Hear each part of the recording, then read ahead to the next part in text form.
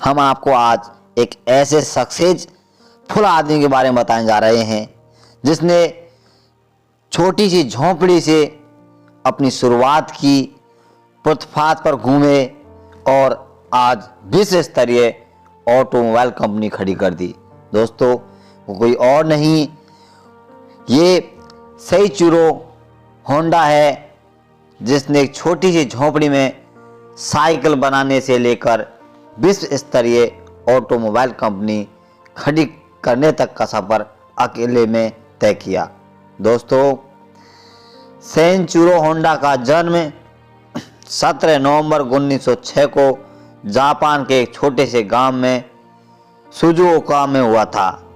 पिता का नाम गिहेई होंडा था, जो एक गरीब लोहार थे। वे पुरानी टूटी हुई साइकिल खरीदकर उनमें ठीक करके बेचते थे।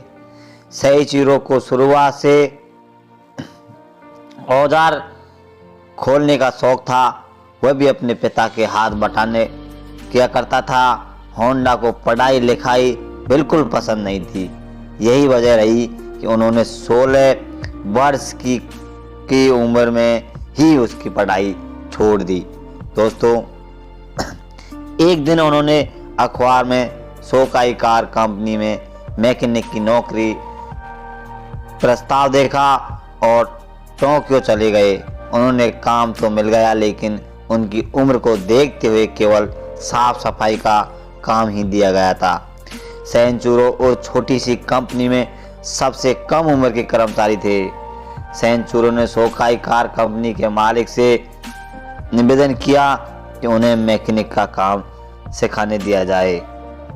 उनके निवेदन को स्वीकार करते हुए कंपनी के मालिक ने सेइचिरो को दूसरी ब्रांच में भेज दिया, जहां रात को रेसिंग कार तैयार की जाती थी। सेइचिरो अपनी लगन और मेहनत से बहुत जल्दी काम सीख गया और एक उम्दा मैकेनिक बनकर उभरा। 23 नवंबर 1924 को सोकाई कंपनी की कार ने 5वीं जापान कार चैंपियंस में हिस्सा लिया। ये सभी कारों को पीछे छोड़ते हुए रेस में प्रथम आई। सेइचिरो की इस जीतने वाली कार के मैकेनिक थे। जीत के बाद ये टोक्यो की पसंदीदा कार बन गई। अब कंपनी की अन्य शाखाएं खुल गई। इन शाखाओं में से एक की जिम्मेदारी 21 साल के सेइचिरो को दे दी गई थी। 1928 में सेइचिरो ने सोकाई कंपनी छोड़ दी और घर वापस आ गया। यहाँ वह मैकेनिक का काम करने लगा। कुछ दिनों बाद उन्होंने बड़ी कंपनी के लिए सस्ते में टिकाऊ पिस्टन रिंग्स बनाना शुरू कर दिया। उन्होंने अपनी सारी पूंजी लगाकर एक कंपनी खोली और प्रयोग शुरू कर दिया।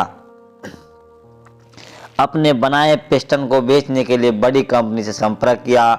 जल्दी उन्होंने टोयोटा को पिस्टन रिंग सप्लाई करने का कॉन्ट्रैक्ट मिल गया, लेकिन इसी बीच एक रेस के दौरान उनका एक्सीडेंट हो गया और वो बुरी तरह जख्मी हो गए।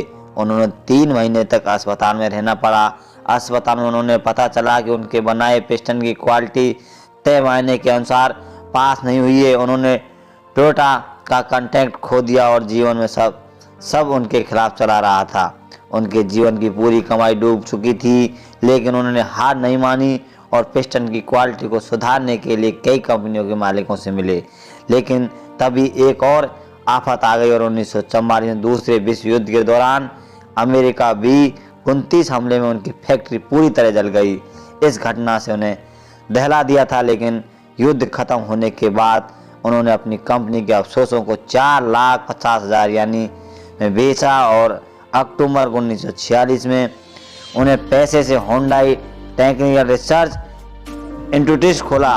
युद्ध में हारने के बाद जापान की अर्थव्यवस्था बुरी तरह डगमगा गई थी। लोग पैदल या साइकिल से चलने को मजबूर थे।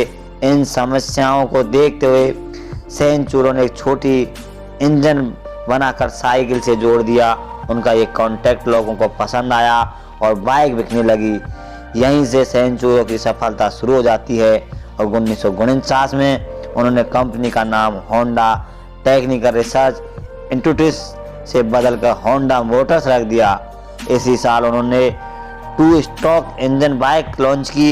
इसके बाद उन्होंने पीछे मुड़कर नहीं देखा और कंपनी 1961 में हर महीने 1 लाख मोटरसाइकिलों का उत्पादन करने लगी। 1968 में कंपनी के हर महीने का उत्पादन बढ़कर 10 लाख मोटरसाइकिल हो गया। जापान की अर्थव्यवस्था सुधरी और होंडा ने 4 व्हीलर्स में कदम रखा। सेंचुरो छोटी कर्मचारियों को भी बड़े अधिकारों की तरह सम्मान देती थी। अपार सफलता के बाद 5 अगस्त 1991 में सेंचुरो होंडा ने इस दुनिया को अलविदा कह दिया।